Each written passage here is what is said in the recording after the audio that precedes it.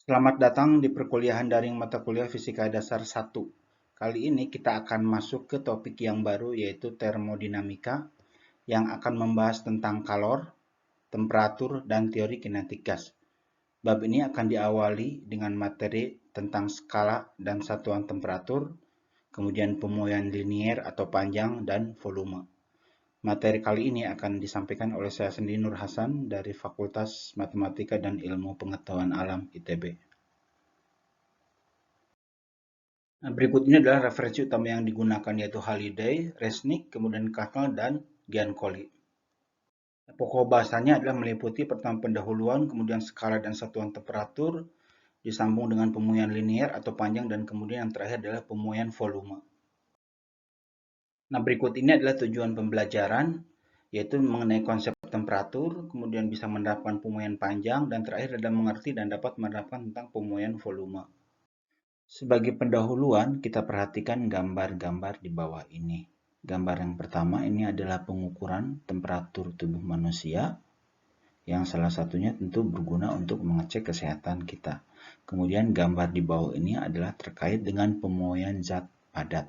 Nah, peristiwa ini, pemuaian ini terdapat pada rel kereta api. Kemudian Anda bisa juga lihat ini adalah contoh dari pemuaian bertambah panjangnya sebuah pesawat yang berkecepatan tinggi karena gesekan dengan udara hingga bisa mencapai perubahan temperatur 128 derajat Celcius.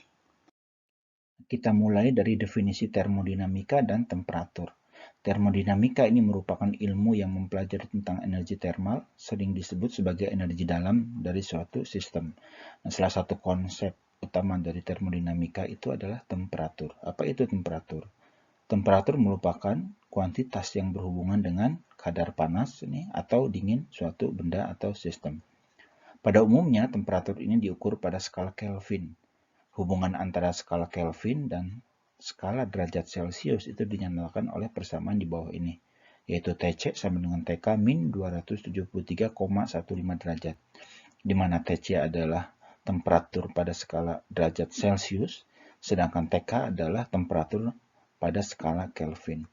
Kemudian gambar di samping ini menunjukkan contoh beberapa benda atau sistem mulai dari temperatur yang paling rendah yaitu 10 pangkat min 9 Kelvin hingga temperatur yang sangat panas yaitu nilai temperaturnya 10 pangkat 39 Kelvin.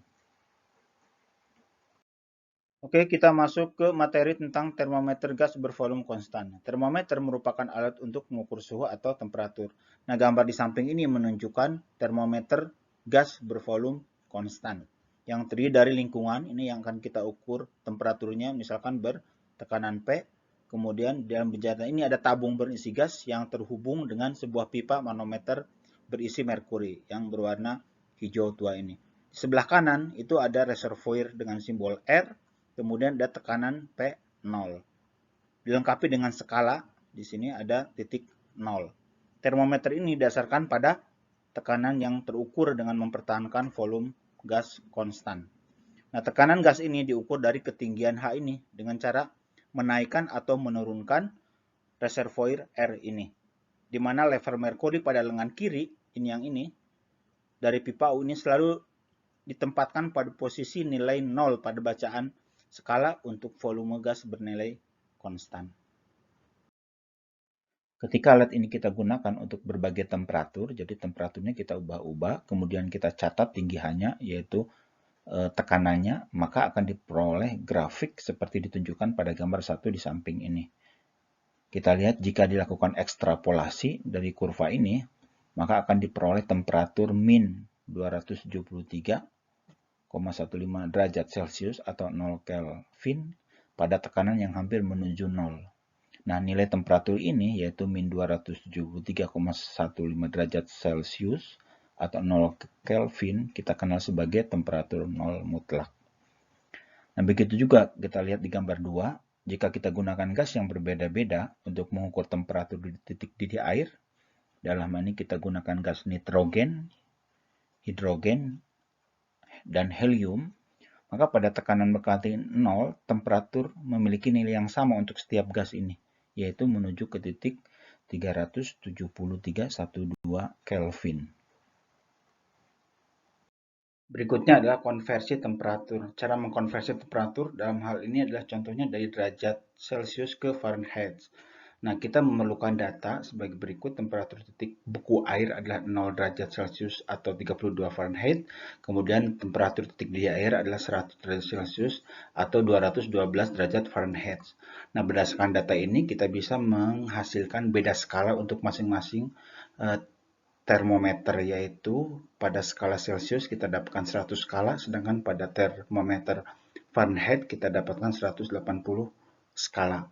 Setelah kita dapatkan beda skala, maka kita bisa hitung perbandingan skala antara C dan F, yaitu 100 berbanding 180 atau 5 berbanding 9. Nah, untuk menghitung konversi dari C ke F, terlebih dahulu kita tentukan faktor skala, yaitu F sama dengan 9/5 dalam kurung C min 0. Nah, 0 ini adalah titik buku air dalam Celcius. Kemudian kita dapatkan rumus konversi dari C ke F adalah F sama dengan 32 plus 9 dibagi 5 kali C. C adalah temperatur dalam skala Celcius yang diketahui, kemudian F adalah temperatur dalam skala Fahrenheit yang akan dihitung. Nah, dengan cara yang sama, maka kita dapatkan pula rumus konversi dari F ke C, yaitu C sama dengan 5/9 dalam kurung F min 32. Nah, setelah membahas teorinya, sekarang kita masuk ke contoh soal yang pertama, yaitu temperatur badan seseorang yang diukur dalam skala Fahrenheit itu menunjukkan angka 98 derajat Fahrenheit. Pertanyaannya, berapa temperatur tersebut jika dinyatakan dalam derajat Celcius? Nah, ini adalah pembahasannya. Yang terpenting adalah di sini kita menggunakan rumus konversi yang tepat, yaitu dalam hal ini dari F ke C. Dengan menggunakan rumus C sama dengan 5/9 dalam kurung F min 32, di mana nilai F adalah angka sesuai dengan yang disoal, yaitu 98 derajat Fahrenheit. Dengan menggunakan data ini, maka akan kita peroleh dalam Celcius adalah 36,67 derajat Celcius.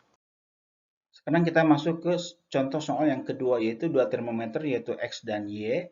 Pada titik buku air, termometer X menunjukkan min 20 derajat, sedangkan termometer Y menunjukkan plus 20 derajat. Sedangkan pada titik didih air, termometer X menunjukkan plus 60 derajat, dan termometer Y menunjukkan plus 120 derajat. Nah, pertanyaan ada dua, ini berapakah angka yang akan ditunjukkan pada termometer Y jika termometer X menunjukkan plus 20 derajat? Dan yang kedua adalah jika pada termometer Y menunjukkan angka min 30 derajat, berapa angka pada termometer X? Nah, ini adalah pembahasannya. Pertama, seperti biasa kita tentukan dulu beda skala, yaitu skala termometer X 80, sedangkan pada termometer Y adalah 100 skala. Kemudian dari situ kita hitung perbandingan skalanya, yaitu X berbanding Y adalah 80/100 atau 4/5. Nah, setelah kita menentukan beda skala dan perbandingan skala, kemudian kita menentukan rumusan konversi dari X ke Y atau Y ke X. Nah, untuk konversi dari X ke Y, maka kita terlebih dahulu menentukan faktor skala, yaitu Y sama dengan 5/4 dalam kurung X plus 20. Diperoleh rumus konversi dari X ke Y, yaitu Y sama dengan 20 plus 5/4 dalam kurung X plus 20. Nah, dengan cara yang sama, maka kita akan dapatkan juga rumusan dari Y ke X, yaitu X sama dengan min 20 plus 4/5 dalam kurung Y min 20. Setelah kita menentukan rumusan konversi dari X ke Y atau dari Y ke X, kemudian kita bisa menjawab pertanyaan yang A dan B. Untuk pertanyaan yang A, ini berapa skala yang akan ditunjukkan pada termometer Y jika diketahui termometer X menunjukkan angka 20. Nah, untuk hal ini kita gunakan konversi dari X ke Y dengan rumus Y sama dengan 20 plus 5/4 dalam kurung X plus 20, sehingga diperolehlah Y sama dengan 70. Nah, untuk yang B ini yang diketahui adalah angka pada termometer Y, yaitu min 30 derajat, sehingga kita gunakan rumusan konversinya X sama dengan min 20 plus 4/5 dalam kurung Y min 20. Diperolehlah X sama dengan min 60 derajat. Berikut ini adalah soal-soal latihan. Anda bisa kerjakan sebagai latihan di rumah. Nah, berikut juga ini soal latihan bisa Anda kerjakan atau berdiskusi dengan teman. Pokok bahasan berikutnya adalah kita akan bicara tentang apa itu pemurnian zat padat atau cair. Pemurnian zat padat atau cair ini dibagi menjadi 3 kategori. Yang pertama ada pemurnian panjang, kedua ada pemurnian luas, dan terakhir ada pemurnian volume. Kita mulai dari pemurnian linear atau pemurnian panjang.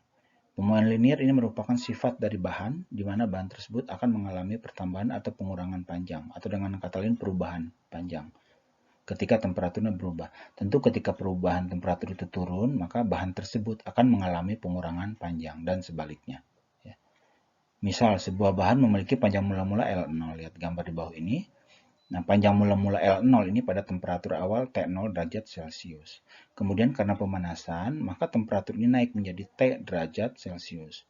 Karena adanya pemanasan, maka panjangnya bertambah menjadi LT. Anda lihat di sini bahwa panjang mula-mula ini L0, kemudian karena ada pemanasan atau temperaturnya bertambah atau naik, maka panjangnya bertambah juga.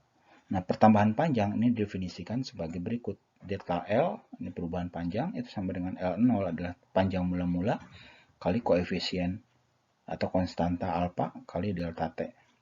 Di mana delta T adalah perubahan temperatur.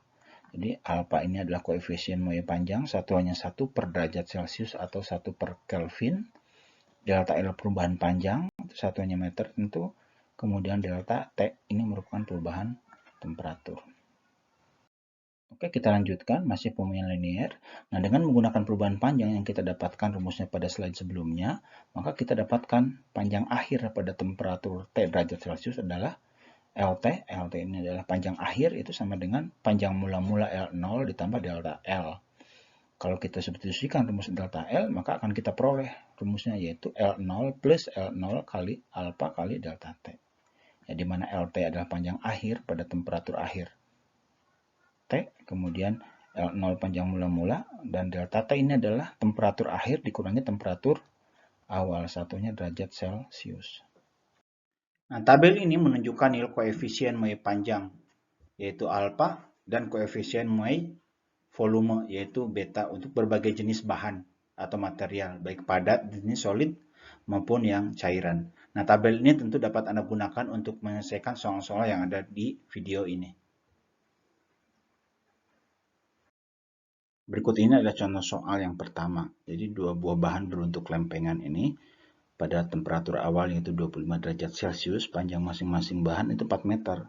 Nah, kemudian temperatur naik menjadi 38 derajat Celcius sehingga kedua bahan ini terangkat seperti gambar ini. Tentukanlah berapa tinggi H ini. Ya, diketahui alfanya adalah 12 kali 10 pangkat min 6. Ini adalah pembahasannya. Nah, pada keadaan awal yaitu pada temperatur 25 derajat Celcius, posisinya horizontal seperti ini. Kemudian setelah mengalami kenaikan temperatur, maka dia akan terangkat. Sehingga yang kita perlukan adalah berapa panjang L ini. Untuk mendapatkan L, maka kita terlebih dahulu menghitung delta L-nya. Sehingga L yang miring ini merupakan L mula-mula, yaitu 4 meter ditambah dengan delta L. Dengan menggunakan Pythagoras, maka kita bisa dapatkan tinggi H, yaitu diperoleh 0,071 meter. Nah, berikut ini adalah contoh soal yang kedua. Jadi, sebuah balok ini ditahan oleh dua beton pada temperatur awal 23 derajat Celcius. Nah, tentukanlah tekanan yang harus dimiliki oleh beton untuk menahan dari bertambahnya panjang balok ini akibat kenaikan temperatur menjadi 42 derajat Celcius.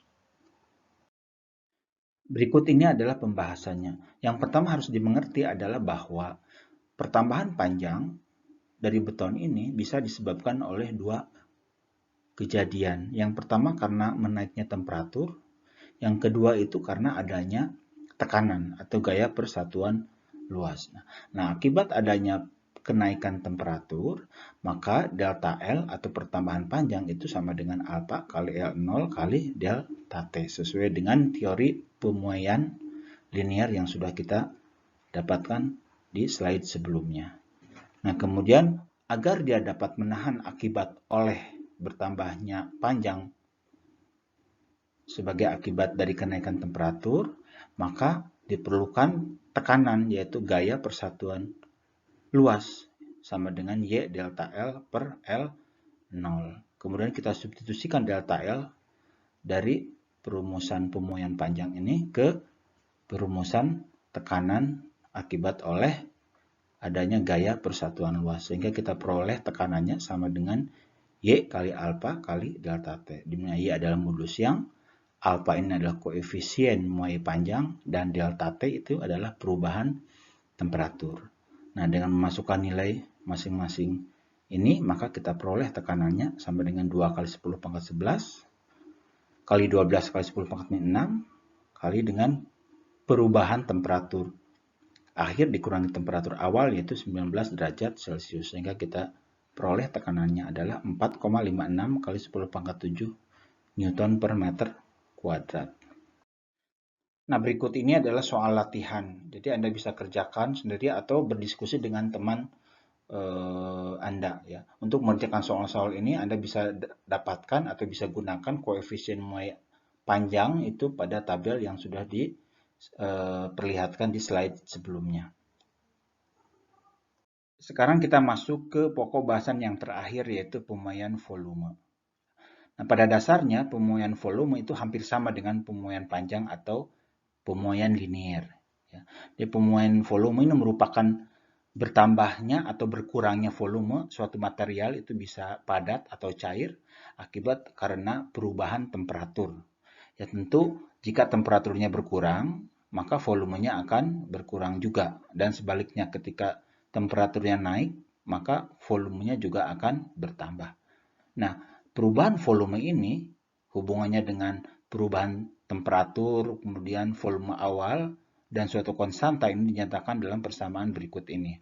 Delta V ini sama dengan V0 kali beta kali delta T, di mana delta V ini perubahan volume, tentu satunya adalah meter kubik, kemudian V0 itu adalah volume awal, beta di sini adalah koefisien muai volume.